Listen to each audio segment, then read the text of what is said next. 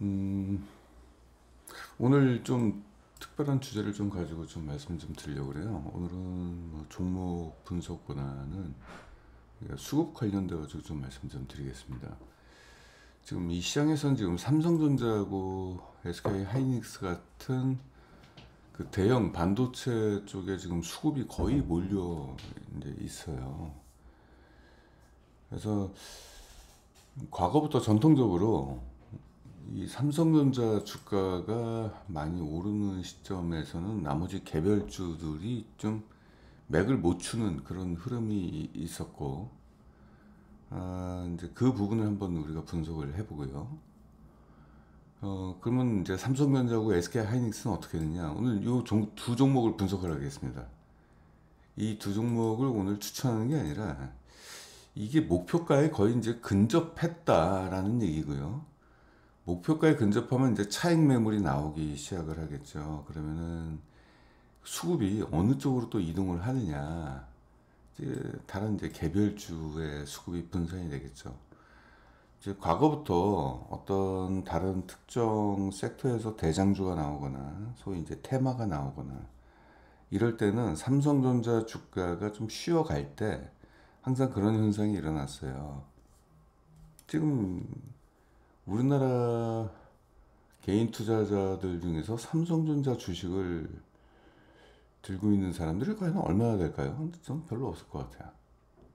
그래서 다른 이제 개별주에 많이 이제 보유를 하고 계실 텐데 아무튼 삼성과 이제 이 선경 요것들이 이제 주가가 이제 사이 차익 매물 나와서 주가가 조정을 받게 된다면은 결국은 개별주의 수급이 분산돼서 이쪽으로 이제 주가가 좀 올라가지 않겠느냐.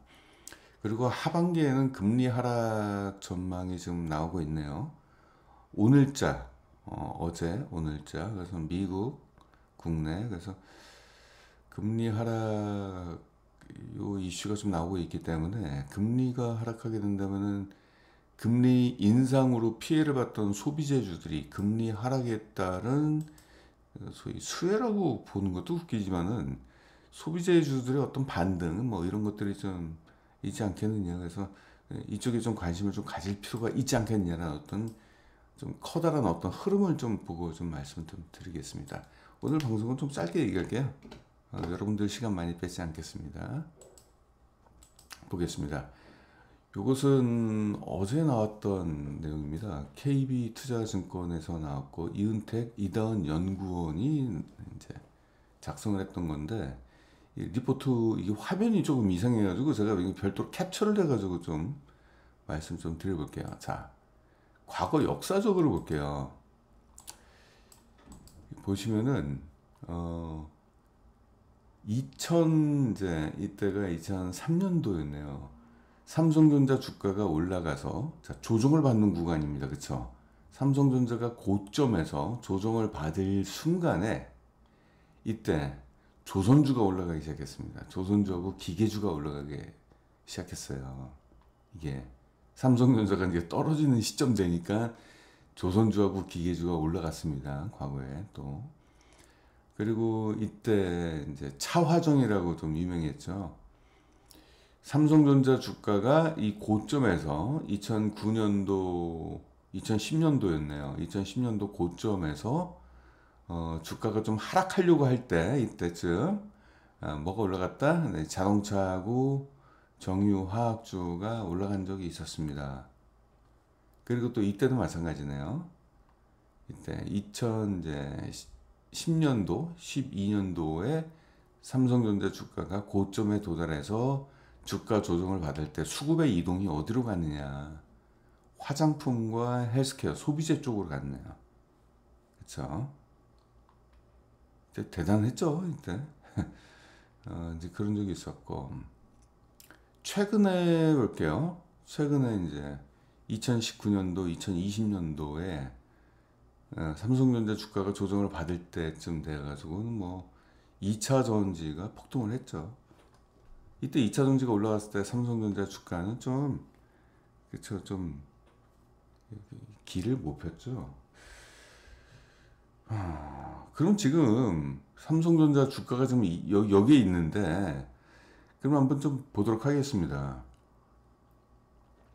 최근에 지수가 양호한 흐름을 보이고 있는데 개별주들은 특별히 길을 쓰지 못했어요. 한번 업종을 좀 보겠습니다.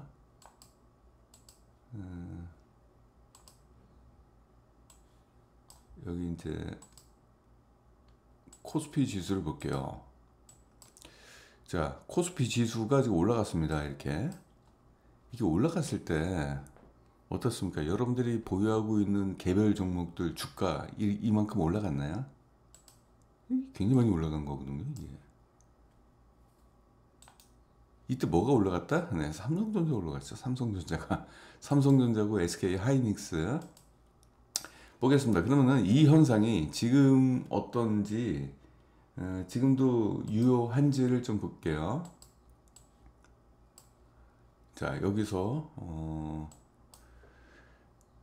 이때 우리가 주목해야 돼요. 자, 그러면은 최근에 이제 삼성전자 주가가 이때 조정을 받았을 때, 그리고 여기 올랐을 때, 다른 종목을 한번 비교해 보겠습니다. 최근에 음식료 중에서 삼양식품이라는 게 있죠. 자, 밑에 더 들어가서 볼게요.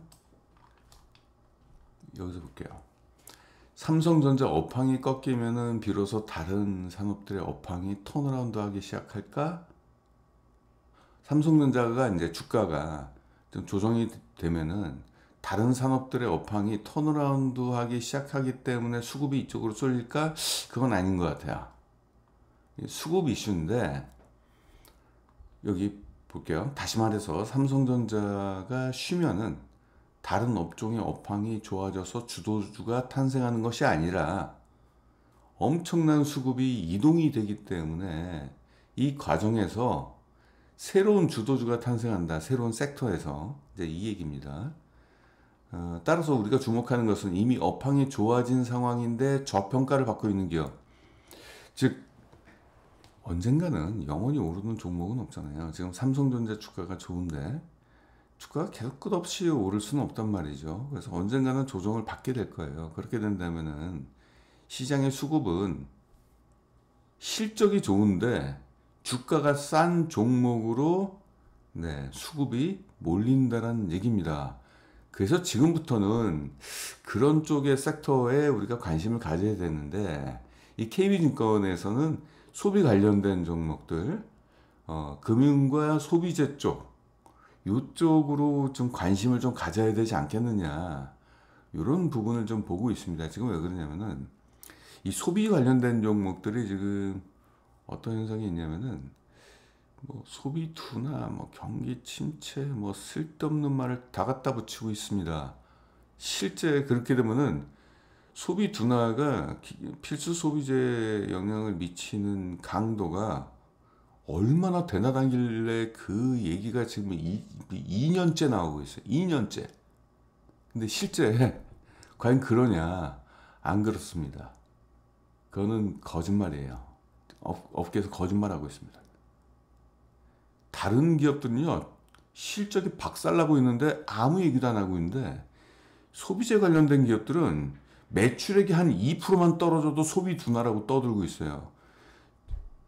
최근에 관련된 이제 백화점주나 이런 것들 보면은, 아니 역대 최대 실적이 지금 막 계속 사상 최대 실적을 써내려가고 있는데 소비 둔화 어쩌고저쩌고 계속 떠들고 있습니다. 다른 섹터는요, 실적을 거론하기조차도 민망할 정도로 엉망진창입니다. 근데 소비재주한테만 그렇게 야박하게 평가를 지금 하고 있는데, 그걸 잘 보여야 돼요. 그리고 실제 실적이 약간 둔화됐다고 하지만은 주가는 그보다 훨씬 더 많이 떨어져서 오히려 저평가 강도가 좀 커진 종목들이 지금 엄청 많습니다. 아무튼 이쪽에서. 그래서 우리가 지금 만약에 수급에 대한 변화가 일어난다고 한다면은 생산재보다는 소비재 쪽으로 관심을 좀 가질 필요가 있다. 또 볼게요. 개별주 랠리가 올 상반기에 화장품주하고 음식료주에서 나왔죠. 이때가 삼성전자가 좀 쉬었을 때입니다. 그래서 삼성전자고 SK하이닉스 같은 대형 반도체 종목들의 주가가 좀 쉬어간다는 얘기는 뭐냐면 이제 적정 주가에 거의 근접해가지고 차익 매물이 나올 때쯤 되면은 결국은 제2의 화장품주나 음식료주처럼 소비재 쪽에서의 강한 주가 랠리가 나올 가능성이 좀 있지 않겠냐. 그러면서 KB투자증권에서는 올 가을을 좀 다시 보고 있는 것 같아요. 이것은 자금이동이라고 보시면 되겠습니다. 그리고 이 자금이동이라는 게 그래요. 어처구니 없는 섹터에 자금이동이 되는 거는 아니고요. 명분이 있어야죠. 업황 좋고 실적 좋고 근데 주가는 안 올라서 좀 저평가되어 있는 그 분야 쪽에서의 수급에 몰리지 않겠느냐. 그래서 우리가 지금 봐야 될 거는 저평가 소비재주라고 보시면 되겠습니다. 그러니까 실적 좋고 싼데 그쵸, 주가는 아직 안 올라가고 있는 그런 쪽으로 좀 봐야 되는 거 아니냐. 삼양식품 예를 들면서 이제 그런 얘기를 했어요. 삼양식품 원래부터 실적이 좋았는데 삼성전자 주가가 오를 때는 삼양식품 주가가 별로 안 오르다가 주가가 떨어지기 시작하면서 오르기 시작했어요. 음식료주 대표적으로 삼양식품 보겠습니다.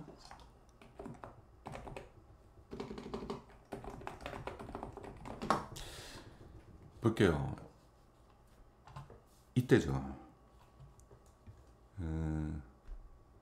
삼성전자 주가가 여기서 이제 조정을 받을 때, 삼성전자는 조정을 받을 때 어떻게 되냐? 이제 이렇게 올랐죠. 그리고 음식료 기업 말고 화장품주 중에서 또 대형주를 볼게요. 아무래 볼게요. 아무래 퍼시픽도 그런 현상이 있습니다. 삼성전자 주가가 여기서부터 조정을 받기 시작할 때 이렇게 오르고 이렇게 올랐어요. 그리고 반대로 삼성전자 주가가 다시 오르기 시작할 때 약간 조정 이제 이런 형태가 일어났는데 이것이 이제 최근 이슈고 이 KB투자증권에서 했던 거는 이제 과거 역사적인 사건을 가지고 얘기했습니다. 그쵸? 삼성전자 이제 주가가 이제 코스피 상대 주가로 이제 시장 수익률보다 높은 주가의 흐름이 나왔을 때 나머지 종목들 길을 못 피다가 주가가 고점에서 조정을 받을 때 올라가기 시작했다는 얘기죠. 그래서 삼성전자가 죽어야 개별주가 뜬다는 얘기입니다. 삼성전자가 문제네요. 이렇게 얘기한다면은 그렇죠. 삼성전자 들고 계신 분들한테는 조금 이제 서운한 말씀이 좀 될 수 있겠죠. 근데 보통 이제 개인들이 보유하고 있는 게 뭐 삼성전자에 몰빵하시는 분들이 얼마나 있겠습니까? SK하이닉스 그러니까 나머지 종목들이잖아요. 그래서 오늘은 삼성전자 쪽하고 SK하이닉스의 실적과 목표가를 한번 분석을 해보면서 그런 현상이 나겠느냐 한번 보겠습니다. 자, 삼양식품 같은 경우는 이미 실적이 그 전부터 좋아졌어요. 좋아지고 주가가 상승할 수 있는 여력이 나왔는데 주가 상승은 뒤늦게 났죠. 주가 상승은 이미 실적이 너무 좋아져서 PER은 엄청나게 저평가가 돼 있는데 주가는 뒤늦게 올라갔어요. 왜 뒤늦게 올라갔다? 이때는 삼성전자가 주가가 올라갔으니까. 이게 결국은 우리나라에는 이제 외국인 기관 이제 개인들의 이제 자금이 이제 있는데 그 자금이 좀 제한적이잖아요. 특히 이제 국내 기관과 그 개인들의 자금은 제한적이죠. 새롭게 이제 외국인들이 이제 들어와야 되는데 아무튼 간에 뭐 그런 흐름이 있습니다. 자, 여기 좀 볼게요. 어제 오늘자에 나온 헤드라인 뉴스입니다. 증권가에서는 미국 소비자 물가가 좀 둔화되고 있어서 9월달 금리 인하의 가능성이 나오고 있다. 원래 올해 4월달인데 물가가 안 떨어지니까 4월달에서 7월달 얘기, 8월달 얘기, 지금 9월달 얘기가 나오고 있습니다. 그래서 9월달 금리 인하가 가능성이 좀 있지 않겠느냐. 그럼 금리 인하가 나오게 된다면은 우리나라도 금리 인하를 할 가능성이 있겠죠. 그러면은 국민들의 가처분 소득이 올라가면서 그동안 그 소비를 하지 않았던 소비 둔화가 바로 이것 때문에 일어났잖아요. 그러면 이제 소비재 쪽이 수혜를 좀 받지 않겠느냐. 이런 부분에 이제 논리가 형성이 되고 있고, 국내 뉴스입니다. 긴축 3년 만에 금리 인하가 지금 언급이 되고 있습니다. 이제 한국은행에서. 근데 단 조건이 이제 가계대출 집값이 안정돼야 이게 실현되지 않겠느냐. 이런 얘기가 단서 조항이 있습니다만은 중요한 거는 외국에서 미국에서 일단은 이제 금리 인하가 이제 일어나게 된다면은 달러 강세를 좀 멈추게 되겠고, 달러 강세가 멈추면은 뭐 전 세계적으로 가장 안전한 자산이 달러라고 얘기하잖아요. 그러면 달러에 투자했던 자금이 결국은 위험 자산인 주식시장 쪽으로 옮겨가겠죠. 그래서 수급 개선이 일어나면서 우리나라 같은 종목들, 저평가된 종목들, 외국인들의 매수세가 좀 일어나지 않겠냐는 어떤 기대감이 좀 잃고 있습니다. 제가 볼 때 이제 산업재와 소비재로 이렇게 나눴을 때 그 저평가와 배당 뭐 이런 것까지 고려하게 된다면은 산업재보다 소비재예요. 소비재는 더구나 2008년도 금융위기 이후에 15년 만에 지금 역대급 저평가가 일어나고 있습니다. 가진 핑계를 다 갖다 붙여도 이 저평가에 대해서는 소비 둔화, 뭐 실적 둔화 얘기 나오지만은 그것에 비해서 주가 하락폭은 어마무시하게 너무 많이 떨어졌기 때문에 한편으로는 실적이 떨어지지 않고 실적은 역대급 실적을 써 내려가고 있는데 주가는 떨어졌어요. 그래가지고 지금 적정 주가 괴리율이 엄청나게 지금 높아졌어요. 지금. 그래서 지금 전 이렇게 생각합니다. 15년 만에 투자 기회입니다. 소비재 쪽에. 여러 이제 소비재주가 있습니다만은 최근에 화장품주들이 급등을 하고 음식료 기업들이 갑자기 급등. 음식료 기업이 이렇게 급등을 한 사례가 그 얼마나 자주 있었겠습니까? 그 따분한 종목들이. 뭐 물론 뭐 수출이다 뭐다 뭐 이런 것들 때문에 뭐 내수 종목에 대한 한계를 넘어서고 있다 뭐 이런 각종 되게 좋은 뭐 뭐 그런 얘기를 좀 하고는 있습니다만은 그 핑계예요. 실적이 기반으로 실적이 좋기 때문에 그렇습니다. 실적이 좋기 때문에 실적은 견조한데 주가가 저평가되니까 각종 미사 여구를 갖다 붙여가지고 주가를 끌어올리는 명분으로 작용했지만 그 근원에서는 어라? 실적은 괜찮은데 주가가 왜 이렇게 저평가됐지? 이게 핵심이에요. 근데 그게 지금 비단 화장품과 음식료에만 있냐.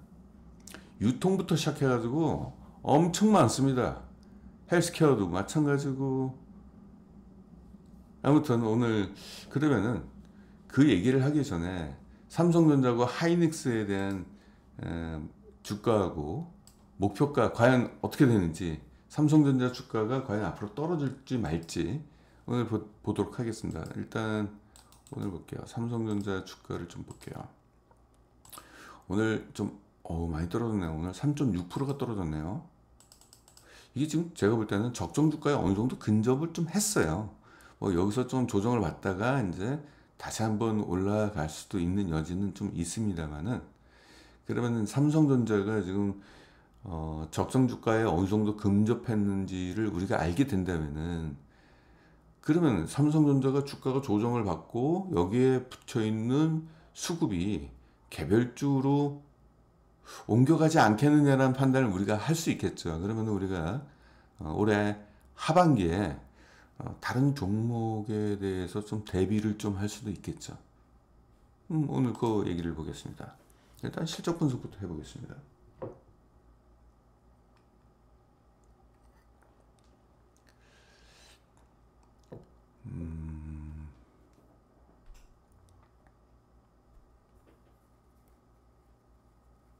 그래요? 금투세 시행에 대해서 시기적으로 고려해야 된다. 좋은 뉴스네요. 왜냐면은 지금 우리나라 개인 투자자들이 좀 헬조선이잖아요. 헬조선 주식시장을 떠나고 있잖아요. 그걸 어디로 간다? 지금 다른 나라에 이제 미국장에다가 투자하고 있잖아요. 최근에 미국장에 투자해가지고 엔비디아 투자해가지고 뭐 수익률 평균 한 100% 정도 먹었다라는 얘기를 하고 있는데 여기다가 금투세를 시행한다는 거는, 그리고 금투세를 시행을 전면 백지화 시켜야 돼요. 근데 아무튼 그런 얘기가 나왔다는 것은 다행이죠. 그 국민 정서하고 맞지도 않죠.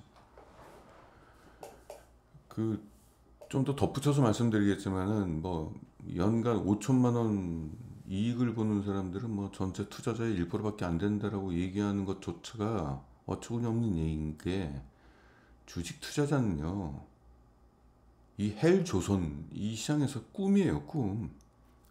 그 꿈에 그 사다리를 걷어차버리는 행위거든요. 그것 때문에 투자자들이 분노하는 겁니다. 꿈도 못 꾸냐 이거죠. 뭐 소득이 있는 곳에 뭐 세금이 있어야 된다는 헛소리를 하는 놈들 있잖아요. 입을 찢어버려야 돼요. 돈 잃었을 때는 그 국민들이 뭐 그럼 뭐 우리나라 그 투자자들한테 뭐 떡이라도 하나 줍니까? 헛소리 같은 소리 하고 있어요. 그러니까 책 속에 나오는 그 어떤 틀에 갇힌 사고 때문에 안 되는 거예요. 틀에 갇혀 있어요. 그쪽 제가 정당을 제가 욕하진 않겠습니다. 틀에 갇힌 정당이에요. 그러니까 아마추어라는 소리를 항상 듣는 거지 그게. 그렇다고 그 반대에 있는 정당이 뭐 제대로 하는 건 아니고 둘 다 개판이지만은 방송에서 정치 얘기를 하고 있네요. 제가. 근데 아무튼 주식 투자자들한테 안 좋은 정책을 펴는 놈들은 다 우리한테 적이야. 뭐 야당이든 뭐 여당이든 다 필요 없어. 다 까야 돼요. 나쁜 놈 새끼들. 근데 제가 대통령이 되면은 개인 투자자들을 위한 세상으로 만들어 버리겠습니다. 비트코인, 외국인 투자 이런 거 다 외국 투자 다 금지시키고 오직 주식에만. 그리고 쓰레기 같은 종목들은 모두 상폐시켜 버리겠습니다. 투자자들한테 아픔을 줄 수 있는 전혀 도움이 안 되는 가치 없는 종목들은 모조리 그냥 상폐를 시켜버리겠습니다. 아무튼 농담이에요. 우리나라 지금 개인 투자자가 지금 1,000만 명이 넘어가는데 그들이 지금 뭐 인공지능이다 뭐다 그래가지고 지금 자동화다 뭐다 그냥 직업 다 뺏기고 있는데, 거기서 우리가 금융 투자로 인해서 자산 증식을 좀 이룰 수 있는, 꿈이라도 꿀 수 있게끔 희망을 줘야 될 거 아니에요. 그 희망까지도 걷어차버리고 거기 와가지고 그냥 아휴 삥을 뜯는 거죠. 조폭들도 아니고 그냥. 네. 오늘 방송은 좀 적절하지 않는 언어를 제가 좀 주셨습니다. 좀 양해 바랍니다. 자, 삼성전자 일단 볼게요. 이건 이제 과거 이제 실적이고 2023년도 박살 났죠. 2023년도 이게 지금 원래는 반도체는 다 적자예요. 반도체는 적자 났는데 그냥 다른 이제 가전이라든지 휴대폰 쪽에서 선방을 해가지고 그나마 적자를 면했을 있습니다. 반도체 가격이 떨어지고 또 재고들이 많이 있으면서 실적이 굉장히 안 좋아졌던 한 해였습니다. 그러다 분기 실적 볼게요. 반전이 일어났죠. 지금 2분기까지 잠정 실적이 나왔는데 영업이익률만 보세요. 반도체 가격이 상승하니까 이 영업이익률이 급격하게 지금 상승을 하고 있습니다. 그래서 1분기 때 영업이익만 볼게요. 전년 동기 대비 영업이익이 900%가 올라갔고 2분기 때는 1400%가 올라갔습니다. 3, 4분기도 영업이익이 한 400%대치 전년 동기 대비 올라갈 것으로 봐서 이것 때문에 최근에 이제 주가가 좀 올라갔죠. 2분기 누적으로 볼 때 잠정 실적이 나오는데 매출액은 전년 동기 대비 18%가 올라갔지만 반도체 가격 상승 때문에 이제 이익이 증가한 거죠. EPS 보시면은 당기순이익입니다. 1분기 때 전년 동기 대비 373%나 일단 증가를 했고요. 부분별 매출도 볼게요. 다른 거는 실적이 별로예요. 뭐 TV 쪽도 별로고 스마트폰 디스플레이 패널 그리고 뭐 하만 쪽도 별론데 메모리 쪽에선 그나마 매출 비중이 26%지만은 68%나 일단은 매출도 증가했어요. 매출 증가한 것보다는 이제 영업이익 증가 컸죠. 여기 메모리 쪽. 그렇죠. 이런 부분이 있습니다. 바로 이거예요. 지금 이제 D램 현물 가격이 지난 이제 8월 달에 저점을 찍고 급반등을 했더니 V자가 됐습니다. 이때는 뭐 생산량이 많으니까 이제 재고가 많았고, 그러면 이제 고객사 쪽에서, 그쵸, 고객사 쪽에서는 이미 과거에 이전에 삼성전자로부터 D램을 많이 사들였기 때문에 재고가 어느 정도 보충이 된 상황이고, 재고가 보충이 됐으니까 주문량은 떨어지고, 그러면 여기서 이제 실적에 있어서 그런 것도 있죠. 메모리 가격이 이렇게 떨어지게 된다면은 삼성전자 같은 경우는 재고자산 손상 차손이라는 이제 충당금을 쌓아 놓는 거죠. 충당금을 쌓아 놓으면서 오히려 영업이익은 더 크게 안 좋아질 것으로 보이는데, 이거 이렇게 급하게 올라갔어요. 예상보다 빨리 올라갔습니다. 그러면 어떻게 된다? 영업이익이 영업이익이 이렇게 급상승한 이유는 충당금 이슈가 좀 있는 것 같아요. 여기 좀 적어놨는데, 1분기에 쌓아놓은 재고 손실 충당금, 앞으로 이제 재고가 손실돼가지고 실적이 더 안 좋을 것이다라고 이제 미리 예측을 해가지고 쌓아놓은 게 5조 5천억 원이나 되는데, 그것이 일부가 이제 환입이 됐던 얘기죠. 이렇게 많이 올라가니까. 그래서 영업이익이 생각보다 큰 폭으로 증가를 했다. 이제 이런 얘기. 아무튼 좋아졌습니다.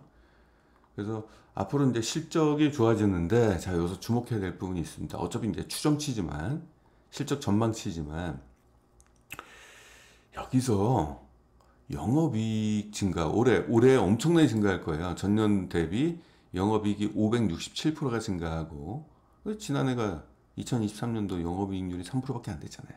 근데 올해는 14%가 예상이 된다는 얘기죠. 내년까지도 성장이 되는데 중요한 거, 피크아웃이에요. 이 반도체 사이클이 예전엔 좀 길었어요. 3, 4년 막 이랬습니다. 반도체 가격에 대한 사이클이. 근데 최근에는 계속 이게 짧아져요. 2년도 안 돼요. 2년도. 반도체 사이클이. 그래서 지금 반도체, 지금 막 뉴스에서 뭐 HBM 얘기 나오고 뭐 계속 그 얘기 나오고 있잖아요.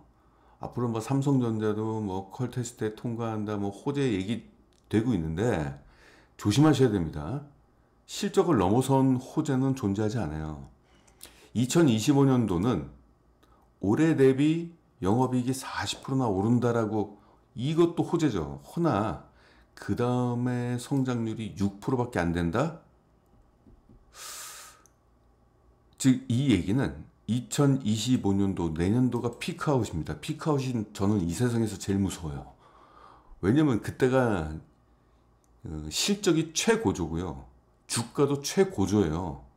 근데 피크아웃은요, 최고조인 주가가 떨어질 일밖에 없습니다. 간혹 저한테 이런 질문을 해요. 이 기업 실적이 지금 사상 최대 실적인데 주가는 왜 떨어져요? 피크아웃이니까. 그때 LG전자가 그때 그랬어요. 저한테 이제 질문을 하신 분 중에서 그 코로나 때 LG전자의 실적이 역대급 실적이 나왔는데 주가가 떨어지는 거 보고, 왜 주가가 떨어집니까? 이때요. 실적이 이때 역대급 실적이 나왔는데 주가가 조정을 받고 엄청나게 급락을 했습니다. 이게 바로 피크아웃이라는 얘기입니다. 이게. 이때 뭐 그렇잖아요. 뭐 재난지원금이라고 이렇게 나오니까, 그렇죠. 올라갔다가 재난지원금이 영원히 나오는 건 아니잖아요. 피크아웃이 나온 거죠. 그래서 삼성전자도 이제 그런 부분을 좀 조심할 필요가 좀 있다. 이런 얘기고. 그래서 주가가 오르게 된다면은 올해 말 아니면 내년도 상반기까지는 주가가 올라갈 수는 있어요. 올해 말 내년도 상반기. 근데 시장은 이미 반도체 가격 상승에 따른 삼성전자의 이 호재가, 반도체 가격 사이클이라는 게 지금 2년이 안 넘어가고 있어요. 1년 6개월, 1년 8개월 막. 저도 이제 저 자료에서 들어서 아는 얘기인데 그렇게 오래 가지 않습니다. 그리고 또 하나, 반도체 삼성전자 주가가 오르기 시작한 게 실적이 안 좋았을 때부터 올랐어요. 2003년도. 제가 볼게요. 2003년도부터 오르기 시작했어요. 이때 최악이었잖아요. 2003년도와 2004년도 사이, 이거 보겠습니다. 2003년도가 이 기간이에요. 아유, 지저분하네. 좀 지울게요. 오르기 시작했잖아요. 안 좋았을 때 최악의 상황에서 오르기 시작했습니다. 뭐냐? 앞으로 좋아질 거라고 생각하고 미리 주가가 움직인 거죠. 제가 이거 볼게요. 이거 앞으로 좋아질 거야. 2003년도 좋아질 거야. 그리고 최악의 상황에서 주가가 오르기 시작했습니다. 그러니까 미리 움직인다는 얘기죠. 삼성전자의 주가는 시장 상황에 맞춰서. 따라서 내년도 피크아웃이다?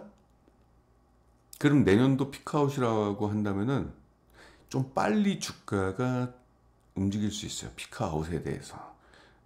피크아웃은 이제 최고 이제 실적 도달한 뒤에 주가가 이제 실적이 떨어진다는 얘기인데, 그 실적 떨어지는 거에 대해서 미리 주가가 반응할 가능성이 높다는 얘기죠. 안 좋았을 때 주가가 오르기 시작했던 것처럼 그러니까 주가가 나빠지기 전에 미리 주가가 움직일 수 있다는 가능성을 항상 우리는 좀 생각을 해볼 필요는 좀 있는 것 같아요. 일치는 말해야 될 거 아니에요. 일치는. 그리고 낚이지는 말해야 될 거 아니에요. 지금 계속적으로 반도체 얘기가 계속 나오고 있잖아요, 지금. 그럼 개인들이 엄청 많이 낚였을 거란 말이죠. 일부가. 다는 아니죠. 저희들은 현명하니까. EPS도 그래요. 순이익도 보면은 올해 아주 좋아요. 올해. 그러니까 이제 올해 좋아질 거 알고 이미 주가는 작년부터 선 반영이 일어나서 주가가 올라갔는데, 하이닉스는 더 심하죠. 내년도 32%, 올해보다 더 좋아지는데 그 다음에 8%밖에 안 올라간다? 이거 역성장할 가능성도 있습니다. 이게 8%가 올라가는 게 아니라 마이너스가 될 수도 있어요. 그러니까 역성장, 마이너스 8%가 될 가능성도 있어요. 그러니까 조심하셔야 된다는 얘기죠. 여기 보세요. 떨어지는 거 보세요.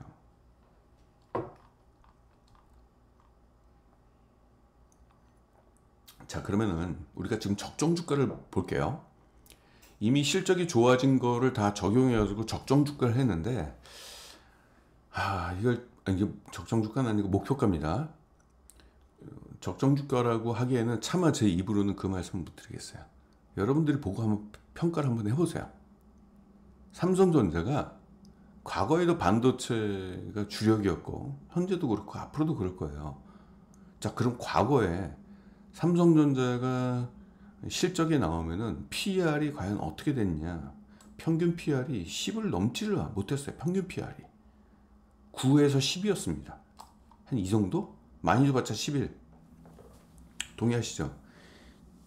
과거 10년 동안의 PER의 흐름이에요.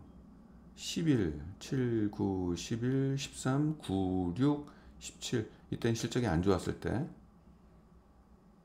그렇잖아요. 평균 PR이 많이 줘봤자 11. 적정, 평균으로 봤을 때. 2023년도는 실적이 안 좋은데 주가가 먼저 오르니까 PR이 올라갔던 거고요. 최근에는 주가 상승 때문에 PR이 작년도 실적 대비 41까지 올라갔습니다. 그러면은 2024년도 추정되는 실적에 따른 PR은 지금 현재 15예요. 어떻습니까? 15면은 과거 10년 동안의 평균 PR보다는 높은 고점에 지금 해당하고 있죠. 그쵸? 근데 업계는 18.6을 주고 있어요. 목표 PR을 18.6. 높아요, 낮아요? 우리가 한번 이걸 판단해 보자는 얘기죠. 제가 그래요. 삼성전자가 반도체 가격 사이클이 있어요.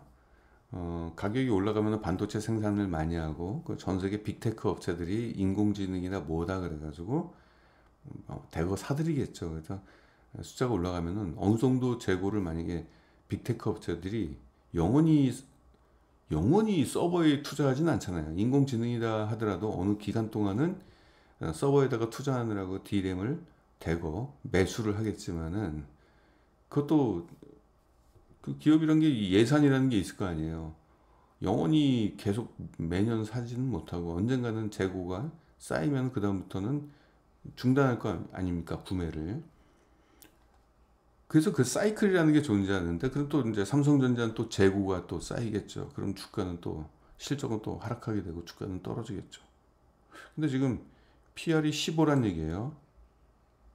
이 지금 PR 15도, 그러니까 올해 실적, 올해 엄청나게 좋은 실적을 가정한 지금 PR이 15인데, 이 15는 과거 10년 동안에 지금 상단에 위치한 위치입니다. 이건 무시하시고요. 실적 안 좋을 때 주가 올라간 거니까. 그럼 회사 그 업계의 목표가는 18.6이에요. 18.6이 과연 타당하냐? 여기 있는 거 이건 무시하자고 한다면 과거 10년 동안 PR이 18.6이 올라간 거는 2020년도 유일합니다. 반도체 대란이 일어났을 때. 없어요. 과거 10년 동안 18.6으로 이렇게 올라간 적은 한 차례 외에는 없어요. 이런 예외적인 사건을 가지고 이걸 적정하다라고 얘기하기에는 무리가 있지 않을까요, 여러분들? 따라서 10만 8천 원이라는 이 목표가는 굉장히 예외적인 목표가라고 말할 수 있겠죠. 올해. 과연 여기까지 올라갈 수 있을지는 모르겠습니다만은, 저라면은 약간 좀 보수적인 입장에서 지금은 현재는 이미 지금 보유하신 분들한테는 주가의 메시지를 제가 말씀을 좀 드리겠습니다만은, 조금 이제는 좀 정리를 하셔야 될 게 아니냐. 그리고 2025년도 64%의 주가 상승 여력이 남아있는 것도 지금 PR 18.6을 놔두고 얘기하는 건데, 내년도는 피크 아웃이에요. 그 다음에 실적이 떨어지니까, 실적이 떨어진 게 아니라 실적 둔화가 엄청나게 크잖아요. 그럼 과연 2025년도에 이 올라가는 이 실적에 맞춰서 투자를 하는 사람들이 과연 얼마나 많을까? 자, 안 그래도 지금 삼성전자 보시게 된다면은, 자, 오늘 3.6%까지 떨어졌고, 매수 세력은 기관하고 개인들은 다 지금 털고 있습니다. 외국인들만 지금 들고 들어왔네요. 외국인들만. 외국인들의 수급이 적정 주가에 도달하게 된다면 분명히 매도세로 가겠죠. 영원히 매수하는 세력이 어디 있겠습니까? 그럼 이 외국인들이 어떤 종목을 사겠냐 이거죠. 그래서 저는 제가 생각할 때는 삼성전자는 이제 더 이상은 조금, 자, 그럼 이거는 이제 어차피 순이익으로 봤으니까 이번에는 이제 자산 가치로 평가를 해보겠습니다. 이게 BPS입니다. 주당 순자산이죠. 주당 순자산으로 계산했을 때도 이거 터무니없어요. 지금 목표가, 시장에서의 이 삼성전자의 목표가를 적용한 PBR을 보면은 굉장히 이례적으로, 보통 적정 PBR을 하면 이 정도 1.5를 줘야 돼. 1.5. 1.5가 중심이잖아요. 즉 지금이 2024년도 PBR 기준 1.61인데 사실상 지금 적정 주가에 도달했어요. 만약에 2다, 예외적인 거잖아요. 과거 10년 동안 2가 된 적이 한 번, 두 번, 세 번이네요. 10년 동안에 세 번이고 나머지 7년 동안은 이런 사례가 없었다는 얘기죠. 그래서 지금 이 적정 주가도 좀 논란이 있어요. 물론 여러 가지 테마도 있고 기대할 수 있는 여러 가지 이슈가 있어서 여기까지 올라갈 수는 있겠습니다만은, 아니 다른 좋은 종목을 놔두고 왜 이런 기업에 투자하냐 이거죠. 삼성전자가 좋더라고요. 저는 별로 좋지 않습니다. 우리 주머니를 채워줄 수 있는 종목이 좋은 거지 이건 아닌 것 같아요. 지금 현재 시장에서. 그러면 이거는 SK 하이닉스를 볼게요.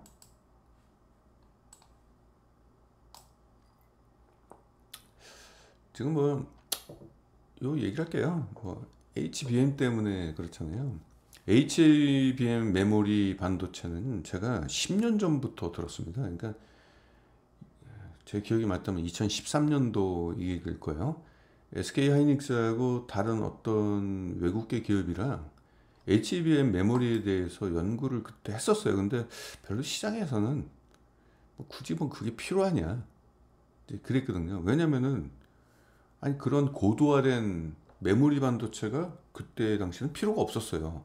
왜냐면 인공지능이나 이런 얘기가 그때는 없었거든요. 엄청나게 대용량의 데이터를 처리해야 될 이유가 없었어요. 그냥 DDR5만 나오면 되는 거고, 그때쯤이면 뭐 DDR3였나? 4가 나오거나 뭐 이때쯤이었기 때문에 시장에 관심이 없었습니다. 근데 SK하이닉스가 조금 이제 꾸준하게 그쪽 부분을 계속 팠어요. 삼성전자는 그걸 등한시했고, 삼성전자가 뭐 DDR5 쪽에 그때 막 굉장히 매진을 했죠. 아무튼 HBM 얘기를 해보겠습니다. 이건 고대역폭 메모리로 기존 DDR 메모리 기술과 비교해서 훨씬 높은 데이터 전속률과 낮은 전력, 전력 문제가 크잖아요 지금. 그렇죠? 높은 데이터 전속률. 그러니까 지금 인공지능에 지금 다 최적화되어 있는 거죠. GPS 막 이런 것들 있잖아요. 이게 보면은 이게 되게 쉬워요. 낸드 플래시 보면 이제 적층 구조잖아요. 옆으로 퍼지는 게 아니라 위로 쌓잖아요. 뭐 심지어 높이가 지금 100층 이상 막 쌓아놓고 있잖아요. 경박 단소가 필요하죠. 반도체는 좀 작게 만들어야 되는데 위로 쌓으니까 옆으로 퍼지는 것보다는 위로 쌓으니까 훨씬 낫고, 그 전력 소모량도 좀 줄어들고, 그리고 속도도 빨라지고 뭐 이런 건데 낸드 플래시하고 똑같아요. 디램도 그 디램 다이를 그 이 적층 구조 3D로 쌓는 겁니다. 위로 쌓는 거예요. 수직으로 쌓아 올리는 거예요. 이걸 그 수직으로 쌓아 올린 뒤에 실리콘 관통 전극을, 이것도 옛날 기술인데 이거를 연결하는 겁니다. 근데 이걸 촘촘하게 위로 쌓아 올리니까 그 반도체 그 디램끼리의 어떤 상호 속도가, 데이터 전송 속도가 엄청나게 빨라지는 거예요. 촘촘하게 쌓아 올리니까. 그리고 전력 소모도 줄어든다는 얘기죠. 보시면 그림이 이제 이거예요. DDR5가 이제 여러 이제 반도체 DRAM들이 이렇게 나열되어 있다면 이건 여기서 그냥 위로 쌓아 버리는 거죠, 이게. 그러니까 이제 첫 번째 속도가 빨라진다. 속도가 빨라지니까 지금 인공지능이나 고성능 컴퓨터 같은 대규모 데이터 처리 작업에 좀 유리하다. 이게 속도가 빨라진다. 두 번째, 좀 작아요. 옆으로 퍼지는 게 아니라 위로 올라가니까 수평적인 면적이 좀 줄어든다는 거. 그리고 전력이, 그러니까 되게 좋죠. 지금 전력 문제가 좀 심각하잖아요, 지금. 인공지능? 일론 머스크가 막 비웃었잖아요. 인공지능 니들 한번 해보고 싶은 대로 해봐라. 그만큼 전기가 있냐? 충격적이었어요. 전기가 없어서 인공지능이 어려워진다는 얘기는 진짜 일론 머스크 보고 천재란 얘기가, 아니 그것까지 생각해? 실제 보니까 전력이 없는 거예요, 이게. 그래서 이것은 이제 전력 소모가 좀 낮기 때문에, 그래서 이제 이것들이 좀 뜨고 있는데 시장 규모는 크지는 않아요. 이거 필요로 하는 빅테크 업체들이 얼마나 되겠습니까? 솔직히 말해서 그 인공지능이 그렇게 필요하네 우리 일상생활에서. 가만히 생각해 보세요. 뭐 미래는 어떻게 될지 모르겠지만은 지금 시장 규모는 그렇게 크진 않는데, 그 시장에서 이제 호들갑을 이쪽으로 이제 하는 거죠. 실제. 아니 우리가 실제 사용하는 그 인터넷 서비스를 생각해 봐요. 뭐가 있어요? 유튜브가 다지 뭐. 뭐가 있어요? 우리가 챗 GPT를 그렇게 많이 이용합니까? 챗 GPT도 많이 좀 짜게 식었잖아요. 유튜브 보는 거, 영화 보는 거, PC나 모바일로 할 수 있는 게 그거잖아요. 검색하는 거. 거기에 인공지능이 얼마나 많이 필요하다고. 그건 이제 빅테크 업체들이 시장 차별화를 위해서, 또 미래의 어떤 가치를 위해서, 혹시나 있을 만한 미래를 위해서 지금부터 뭔가 하려고 하는 소수의 빅테크 업체들이 하는 거지, 일반 기업들은 이런 거 필요하지도 않아요. 그래서 시장 규모가 작은데, 아무튼 시장에서는 이것이 이제 테마까지 된 거죠, 이제. 자, SK 하이닉스 보겠습니다. 뭐 삼성전자하고 똑같이 2023년도 완전히 말아먹었죠. 그나마 삼성전자 같은 경우는 다른 뭐 스마트폰이라든지 뭐 TV, 뭐 가전제품이라든지 그런 것들이 있어서 실적 방어가 있는데, 하이닉스는 완전 박살났죠. 영업이익이 적자였습니다. 무려 7조 7천억입니까 이거? 하이닉스? 잠깐만요.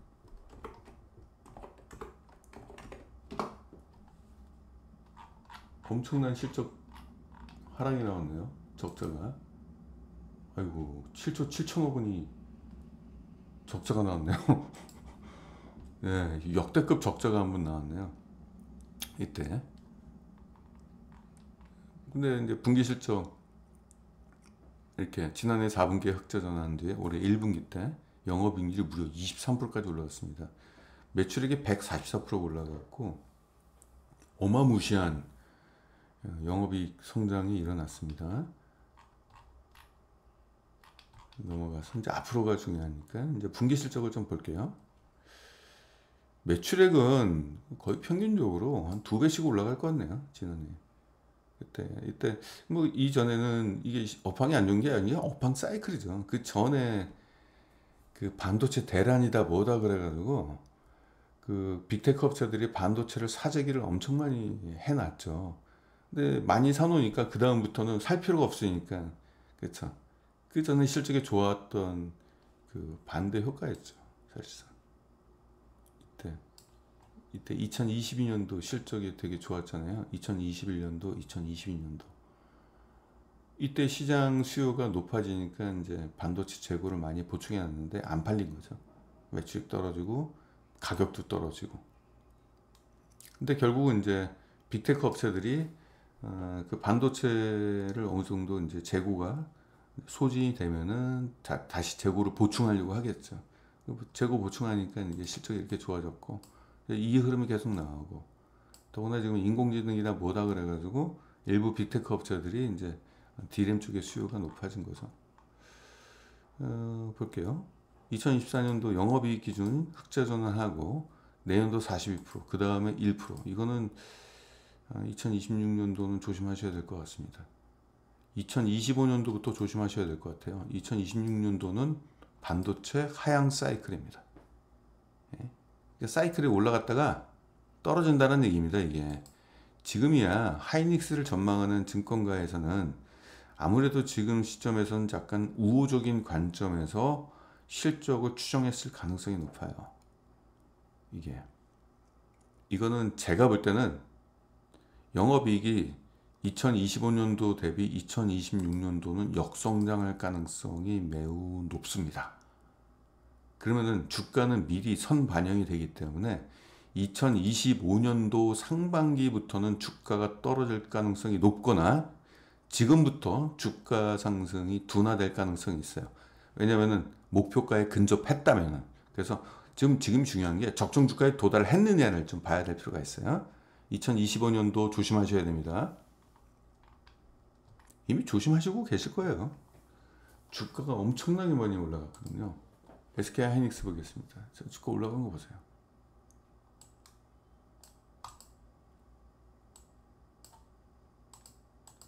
자, 역대급 주가예요. 역사상 이렇게 주가가 올라간 적도 없고요. 최대 주가잖아요.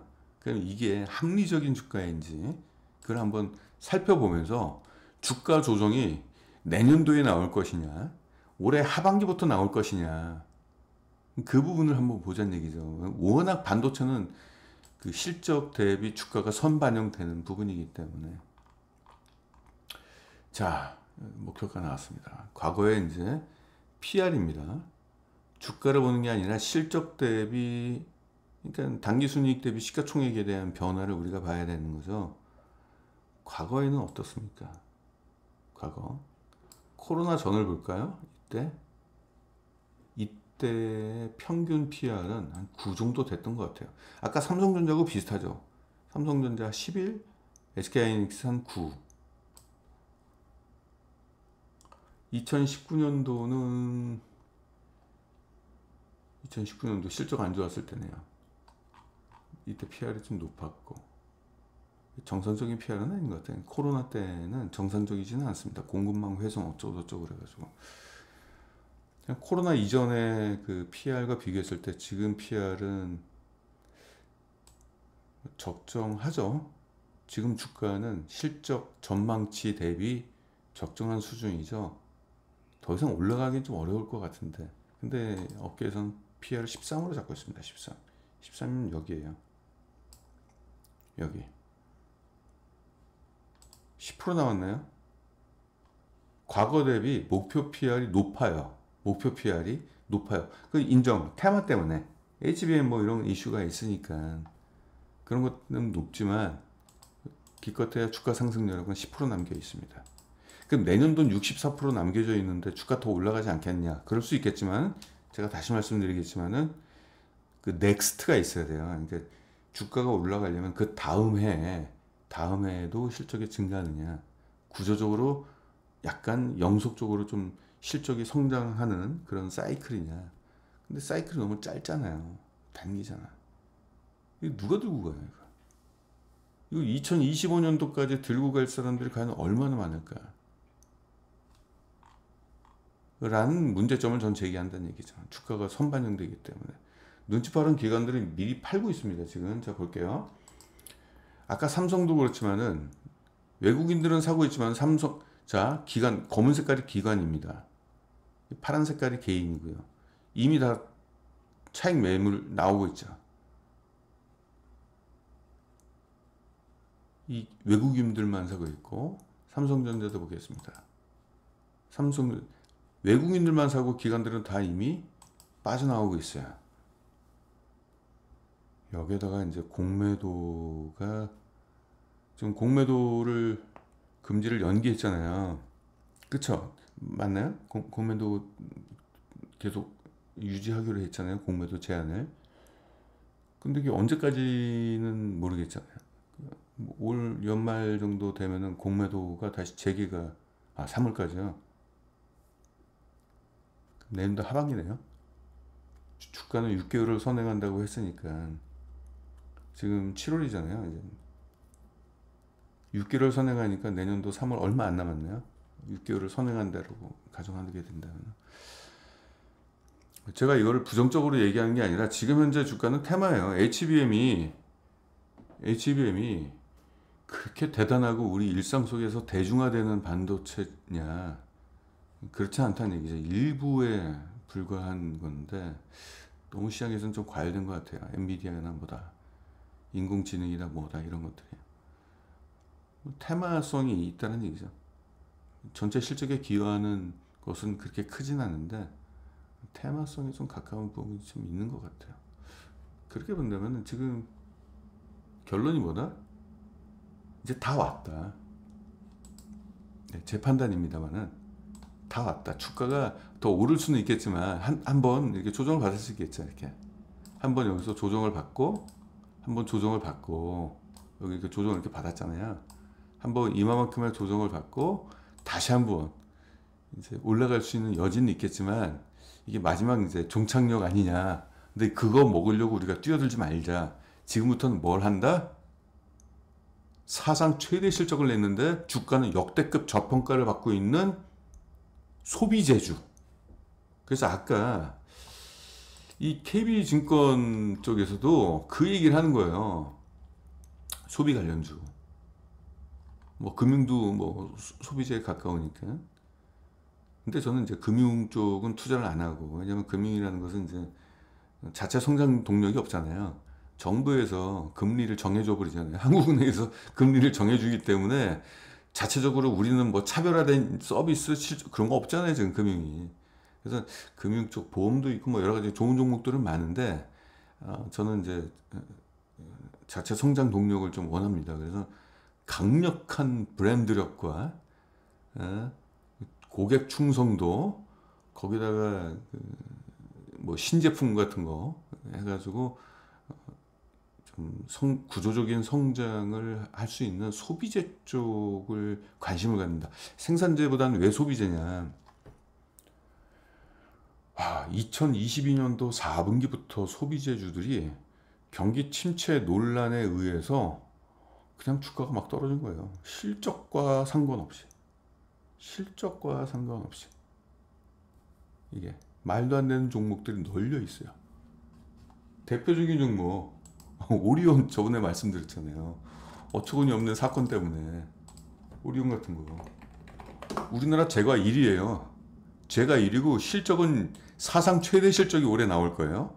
사상 최대 실적. 근데 레고캠 그때는 레고캠 바이오죠. 레고캠 바이오가 그 전년도 2023년도 800억 정도 적자가 났는데 그 기업을 1월 달에 인수를 했어요. 그러니까 오리온에 투자했던 외국인들 다 집어넣어 다 손절했습니다. 손절. 그래서 지금도 계속 외국인들이 손절하고 있어요. 여기서 이렇게 주가 이렇게 떨어지면 손절이죠 다. 왜냐면 다 펀드잖아요. 그게 펀드니까 특정 기간 동안에 수익률이 마이너스가 나면 그냥 자동 손절매가 나옵니다. 프로그램에 의해서. 근데 그 인수했던 레고캠바이오 지금 이름 바뀌었죠. 리가캠바이오.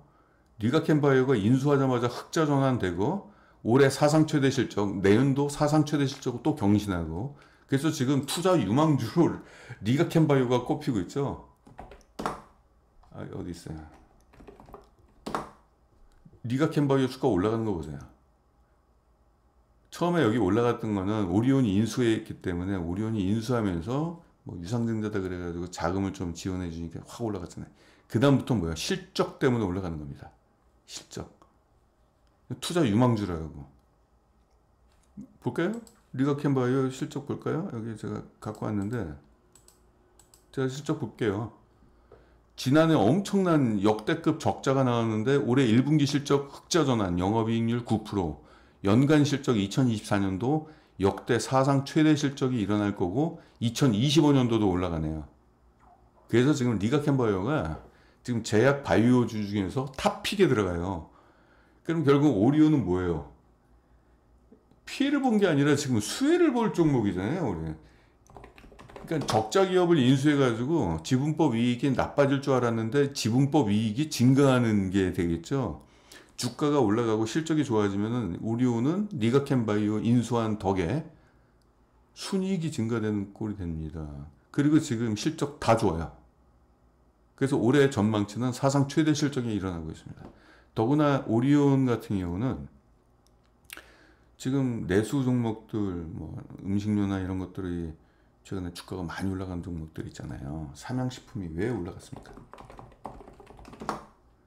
원래 음식료는 전통적으로 내수 제한 종목, 내수 시장에 국한된 종목, 그래서 성장성이 없다라고 했는데 수출 때문에 올라갔잖아요. 수출 비중이 점점 증가하니까 오리온의 전체 매출액의 70% 이상이 수출이에요. 이게. 국내 비중이 높지만 국내 생산 능력을 높이는 이유는 수출을 많이 하려고 높이는 겁니다. 그래서 수출도 있습니다. 전 세계에다가 수출하고 그것도 신흥국가 소비 성장률, GDP 성장률이 높은 신흥국가에다가 지금 말뚝을 다 박아놨어요. 그러니까 알박기를 다 해놓은 거예요. 그러니까 외국인들이 엄청나게 산 거죠. 여기 지금 지분율이 40%가 넘었어요. 41%인데 갑자기 얘네가 음식료에 투자 안 하고 갑자기 무슨 바이오 기업에 투자한다니까 배당 때문에 그런지 모르겠지만 배당을 좀 기대했나 봐요. 떨어지고 나서 이랬죠. 지금 몇 프로? 27%인가 그래요. 41%에서 지금 보유 비중이 외국인 보유 비중이 27%예요. 떨어질 만큼 떨어졌어요.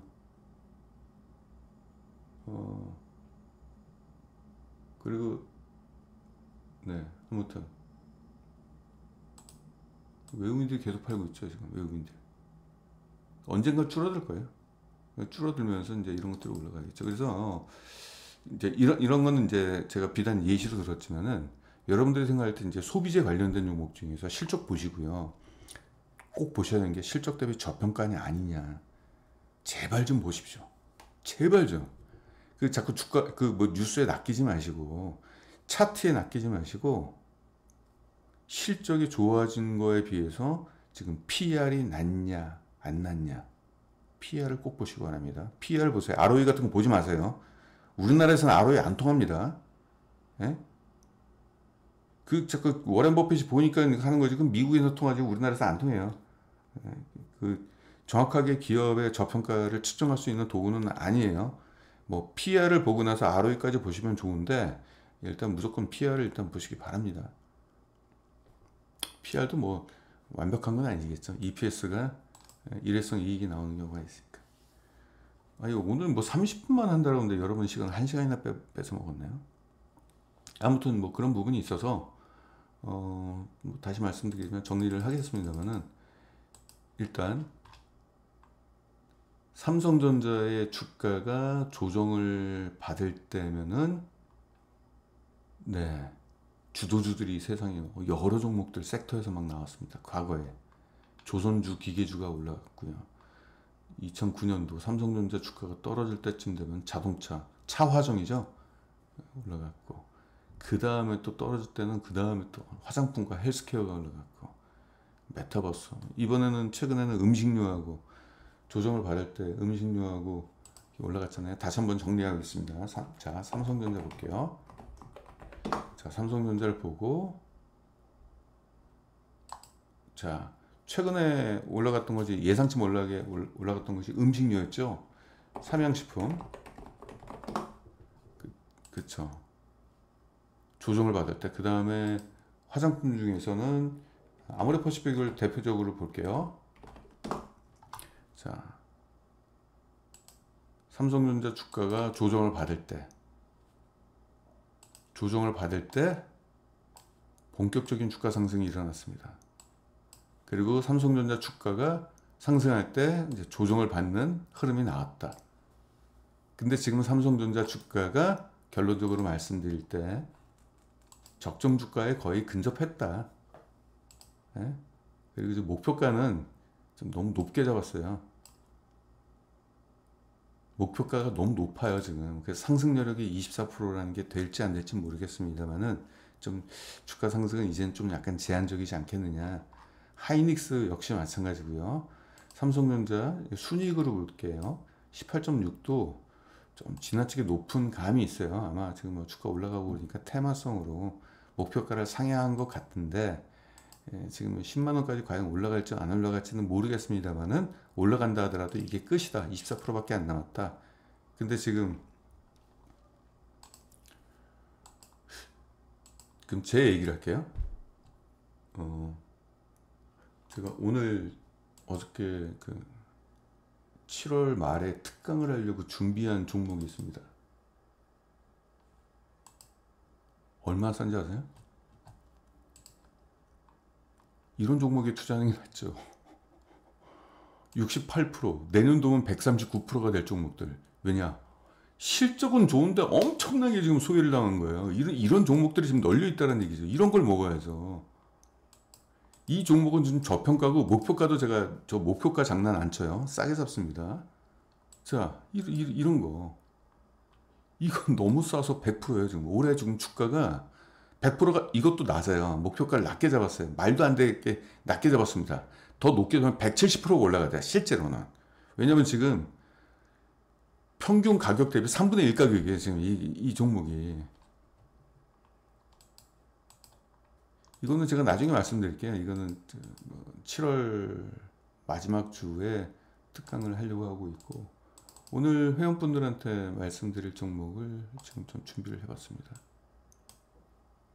오늘 저녁 9시에 정의원 분들한테 추천 예정 중에 있습니다. 본격적으로 성장을 지금 하려고 하는 기업인데, 실적 이렇게 증가하는데 해외 수출을 2018년도부터 하면서 그 효과가 2021년도부터 폭발적으로 일어나기 시작했습니다. 이게 해외 수출 어디냐? 미국입니다. 미국에 수출했는데 1년, 2년, 3년 만에 폭발하기 시작했어요. 엄청나죠? 근데 2023년도 이후에는 어떻게 된다? 더 큰 성장이 일어날 것 같아요. 왜냐? 글로벌 거래처, 세계적인 기업, 글로벌 기업을 잡았어요. 전 세계 유통망을 갖고 있는 기업. 그래서 2023년도부터 올라갔죠. 올라간 효과가 이제 앞으로 이제 본격화 된다는 얘기고요. 수주 잔고 볼게요. 역대급 수주 나왔죠. 수주 잔고는 미래 매출이죠. 그래서 이것 때문에 올해 실적이 이제 사상 최대 실적이 나온다는 얘기고, 진짜 수출이 많이 늘어날 것이냐? 관서청에 들어가 가지고 해당 그 산업단지가 있는데 보니까, 네, 그 다음에 보니까 이게 뭐냐면 생산 규모 넓히는 거 보세요. 생산 규모 계속 넓히고 있죠. 이게 뭐냐면은 이제 생산 규모가 이게 OEM 기업이에요. 고객사가 주문을 해야지 물건을 만들어주는 기업인데, 생산 능력을 높인다는 얘기는 이게 뭡니까? 고객사가 주문량이 많아진다는 얘기잖아요. 그래서 앞으로 실적은 이렇게 올라간다. 영업이익이 연평균 38%씩 올라간다. 순이익은 연평균 36%의 고성장이 전망이 된다. 근데 주가는 터무니없는 저평가 12.4. 이게 지금 삼성전자 때문에 이런 종목들이 나오는 거예요. 그러니까 좋은 거죠. 그래서 삼성전자를 사느니 이런 기업들을 포트폴리오에다가 구성하게 되면은 안정적인 포트가 형성이 되지 않겠느냐. 그래서 오히려 저는 삼성전자하고 하이닉스가 지금 시점에서 보게 된다면 오히려 고맙죠. 수급이 그쪽에 다 몰려 있는데 이제는 그쪽에 적정 주가에 도달하게 된다면은 이러한 기업 쪽으로 일단 물이 흘러 들어오겠죠. 물은 높은 곳에서 낮은 곳으로 흐르잖아요. 저평가된 종목, 네, 저평가된 종목 뜰 겁니다. 소비재주에다가 저평가된 종목들. 네, 오늘 영상 여기서 마치도록 하고요. 여러분들 오늘 금요일이네요. 벌써 금요일이네요. 주말 잘 보내시고요.